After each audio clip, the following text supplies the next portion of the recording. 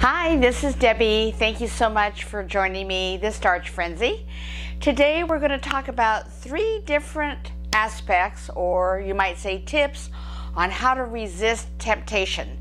At least how I do it. We'll talk about that today, so I hope you'll join me.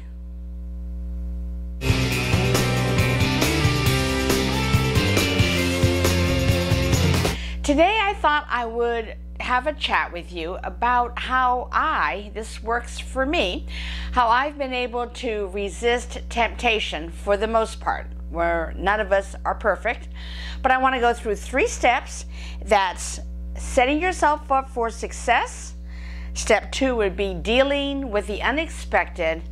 And step 3 is what to do when you're confronted with temptation. And don't forget to hit the subscribe button and the bell so you are alerted to any new videos I post. I think you'll find them very helpful. And we're in it together. I don't want you to ever feel like it's just you. So thank you for joining me today. Now we're going to talk about, as I said, 3 tips or 3 aspects of how to resist temptation. And the temptation I'm talking about is in eating. There's lots of temptations, but that's the one we're going to talk about today.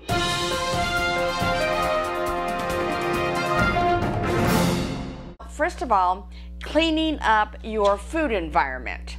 Now, if you're living by yourself and it's just you that you have to buy food for, it's very easy to not bring in to the house extra, or your apartment, extra items that are not going to be on your new lifestyle plan. So don't tempt yourself with that, a container of ice cream or those candy bars or whatever your particular weaknesses are. Just don't have it around the house, because when you are weak and you do feel tempted, you're not going to have to resist it. You'd have to make an extra step of leaving the house and going out to get it.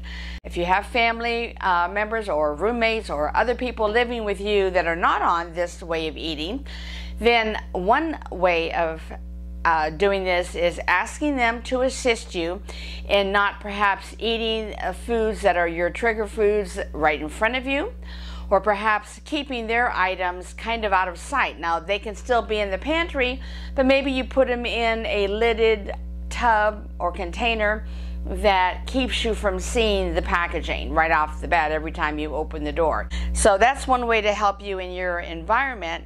Don't forget, get those things out of your car, your desk at work. You know where you hide your little treats. So clean that out and make sure that you replace it with items that you can eat and have.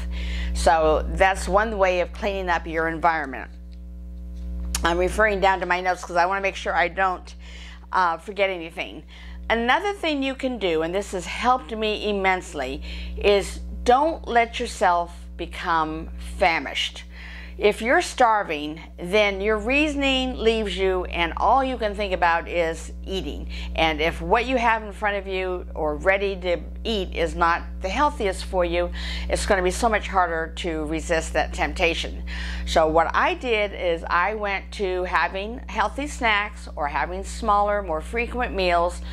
I kept myself as full as reasonably possible, and therefore I eliminated a lot of temptations. Or at least if you're not full, at least don't let yourself become starving, as I used to say. Obviously I wasn't starving, but where you're just dying to eat. Another way to set yourself up for success is to have foods available in your house. Make sure that you have planned for your week and you've gone to the grocery store or the farmer's market and you've got plenty of fruit and vegetables. When you bring them home, wash them up, cut them up, peel them, whatever way you prepare them. Have them sitting in glasses with water in it, say in the fridge, ready for you to grab for a healthy vegetable or fruit snack, or on the counter, apples, oranges, maybe some bananas. Have those things around. They're beautiful, colorful, and they're very attractive when you're hungry, at least for me. So that was a big help. Another thing you can do is have a daily reminder. In fact, multiple times of the day. And here's what I mean by that. You know, Dr. Deborah Beck, has written some books, and they've been wonderful and very, very helpful. In one of her books, I read one of the best tips. Write down the top 10 reasons why you want to live and eat more healthily. Maybe you want to look good in your clothing. I'm not talking about just for an upcoming event. You want this for the rest of your life. So perhaps it's you want to sit comfortably in a chair. You want to be able to cross your legs. You want to be able to sit comfortably in an airline seat or a movie theater seat. In some of the restaurants, they're making the booths smaller and smaller, it seems. So you want to fit comfortably in a booth. Maybe that's one of the things that would be helpful. You want to feel good in front of your friends. You want to be able to not be camera shy. And I used to hide behind people whenever we had a group photo. I would stick a child in front of me so that would help cover up areas I wasn't so proud of. Things like that. You want to be able to wear a bathing suit. You want to not have heartburn at night when you try to sleep, or be woken up in the middle of the night with heartburn. There's a myriad of health reasons that you could list. But list your top 10, 12 reasons, and then make it nice and short, and then look through that list and read it in the morning, and when you go to bed before you go to bed at night, and throughout the day. In fact, as often as possible, until this becomes in your mind and something that you will think of each time you're tempted. It's a huge, huge help, is to know your big why and be reminded of it.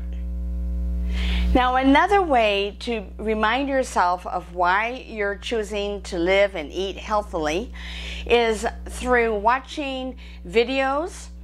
There's some excellent videos on YouTube, by reading on websites, going on Facebook, and joining groups that are regarding healthy eating. There's books that you might have read or can read. There are Instagram quotes. There are quotes on Pinterest or memes, things that will be little nuggets of information that is wonderful, and it keeps you motivated and keeps you remembering why you're doing this. I found that to be extremely, very, very, very helpful. Now, let's go on to step 2.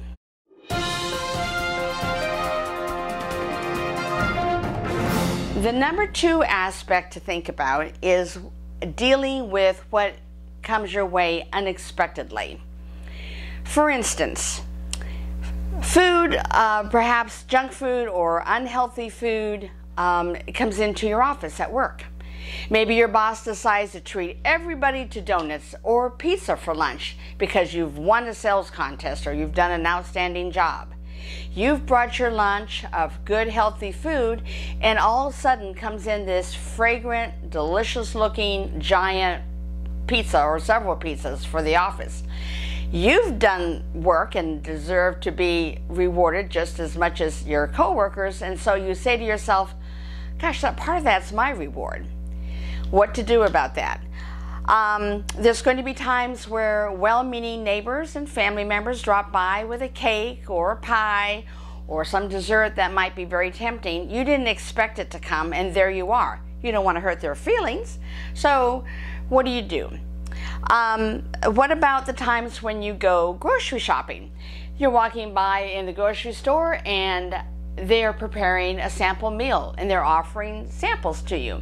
Perhaps you're at Costco and here, try this, and here, try that. Well, one little taste won't hurt, right? That's what you might say to yourself. That's what I did anyway.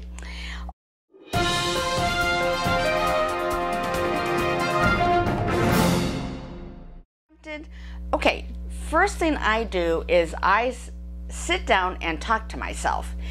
Try to think away from your senses, talk to your reasoning side of your brain, and say to yourself these things. I have 2 choices. I am at a fork in the road. Do I eat something that's going to be good for me and be healing to my body, or am I going to eat what sounds good, tastes good, what I know is tasty from prior experience, and satisfy that urge or craving? And you have to make that decision. But here's what happens. No matter what you decide, 15, 20 minutes later, when you've finished eating either that healthy meal or the unhealthy meal, you're full. Either way, the result's the same. You're full, and you go on with your day, or you go on with your evening. And in half an hour to an hour, what you did is a distant memory. You're full, the result is the same, and yet the results to your body can be extremely, vastly different. Your body is either going to be healed and is in a healing process and continues on in a healthy state, or your cells are going to have to fight all that oil and fat that you took in. Your liver is going to have to decide what to do. Your pancreas, just every organ in your body can be affected. Your stomach, your digestive system. You've moved on and you're going on with the rest of your day, but you've left your poor body dealing with all the unhealthy things that you put into it. What if, after all the attempts we've made, we still want that piece of fudge or brownie or pizza or something that you know you shouldn't have, maybe fried chicken leg? No matter what, I want it. I want it. I want it. After all, we're not perfect. So what do? Here's your backup plan. Make yourself one hard and fast rule, no matter what. Before I eat anything that's unhealthy for me, I have to eat something that's healthy.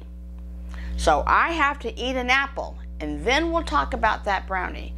I have to eat a salad, and then I'll think about, do I still want that fried chicken? You have to come up with a tactic. You're in charge of this body, so you can do it. So if you find that nothing else will work and you can't talk yourself out of having something unhealthy, at least eat something healthy first. You'll find that you either A, don't want it anymore, you've passed that moment of temptation, or B, you still want it, you still eat a little bit of it, but maybe you don't eat as much because you're not starving anymore. You're not totally hungry. And I hope these tips have perhaps run a bell with you. Perhaps you can use a few of them.